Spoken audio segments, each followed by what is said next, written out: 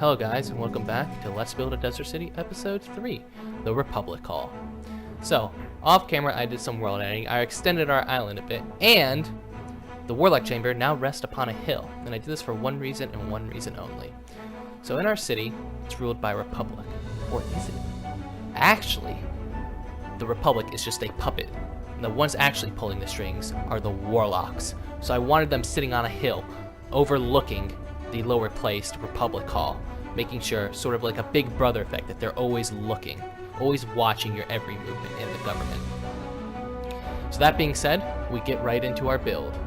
I start off with the wool to lay out our foundation as usual. So the green is going to be our base, and then the red rectangle are going to, or red squares I should say, are going to be our towers that are going to climb up the building and eventually turn into a cylinder tower. And in the back we have a nice half semicircle. Then using World Edit, we build up our towers and base and the back half circle.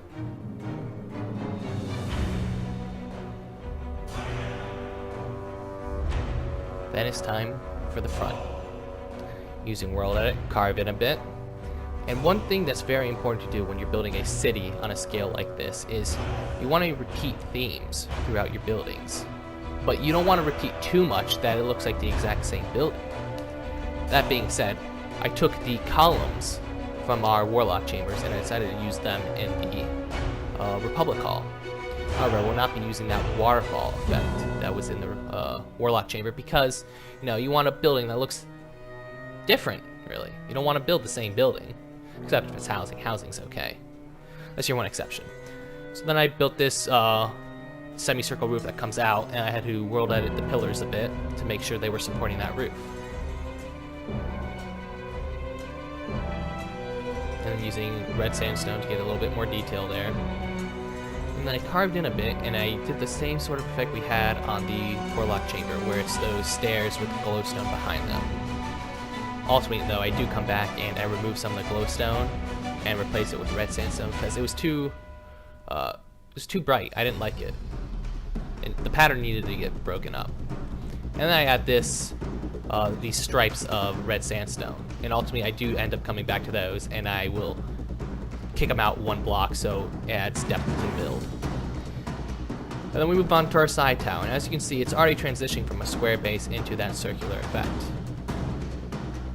And I feel like this is a really cool idea. I just love having a tower that's not consistent throughout its entire length. Then using that nice smooth sandstone to bring out the sides and the corners of the tower, and then digging in using sandstone stairs with red sandstone behind them.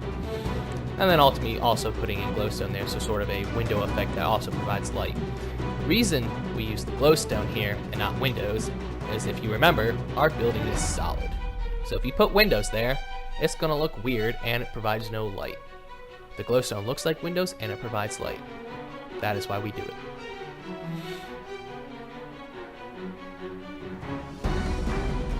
And then carving into the corners, putting that red sandstone wherever I carved into.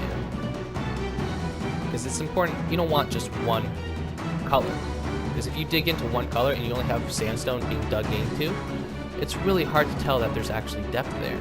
But by putting the red sandstone underneath that, you can tell, oh, this is a different layer. So now, the roof. The roof I'm going for is sort of the onion-shaped roofs that you see like on the Taj Mahal. And with this smaller type of roof here, though, since it was so small, it was hard to get that nice effect of that onion shape. But on that back tower that we're building right now, it's going to be a lot bigger, so you're going to see that effect a lot better. Also, you can see I copied the right tower, flipped it, pasted it over to the left to save us some time there. And then it's time for the roof, and as you can see, it's a lot bigger. And this was the first time I ever built an onion-shaped roof like this before, so I was just sort of winging it, really. I thought, you know, maybe I'd take the Minecraft circles, put it on the sides, and then slowly build in the circle, and that's what I ended up doing.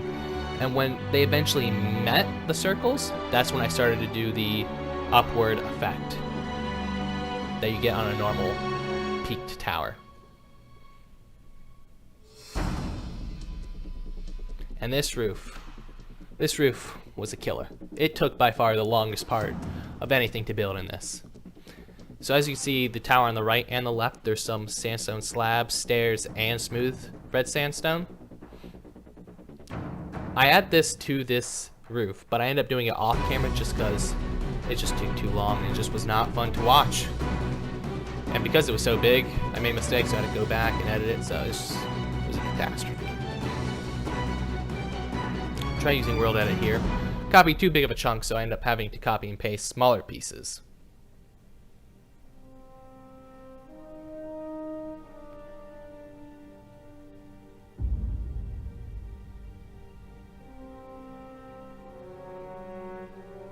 As you see, you're probably wondering why I'm using that gold ore there. That's just sort of like so I can count out the world edit.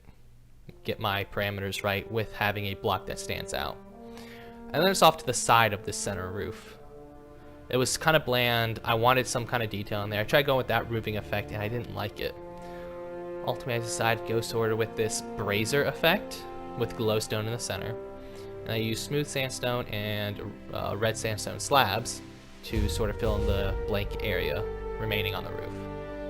Then we copied the lower section of the roof from the front over to this side. Well, not copy, but, you know, use the same pattern. Once again, carving into the side, removing that corner bit too, because I didn't want a square building. And then it's off to building the pillars in there. Tried using World Edit to copy and paste them over, but they would not turn for me. So ultimately, I was like, fuck it. I'll just build them again. It takes 2 minutes. And then it's off to the back. And if you remember what I was saying with that red sandstone coming out of block, that is what I meant with the roof. As you see, there is depth to that building now, the roof. It's not just all flat, which you never want a flat building. And then below it, we go in with our first window of the build. Now, I've used this window variation many times where it's sort of a pyramid tearing up a window. But then again, I added some sandstone, some red sandstone, and fences to sort of get that desert feel that we've been going with. And then it's off to the back bit.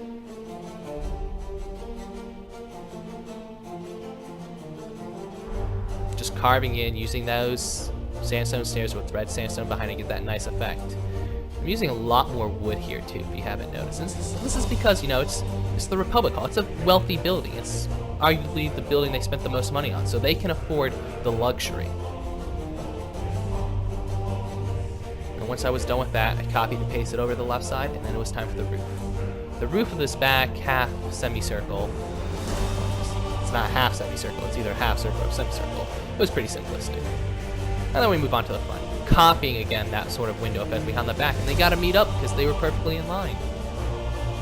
And copying the same effect over to the right side, and after that, all that was left was the door, which I used the same thing, but instead of a odd peak, there's an even peak because it's a double door, and that's it, the Republic Hall. I've never done a build like this, and ultimately, I was happy with the end result. Detailed, the roof in the center looked magnificent. I was surprised at how I was able to pull that off. So, if you enjoyed this, please drop a like, subscribe. Tune in next time where we might end up covering the roads and walls. I'm not sure. Maybe housing. You have to see next time. Bye then.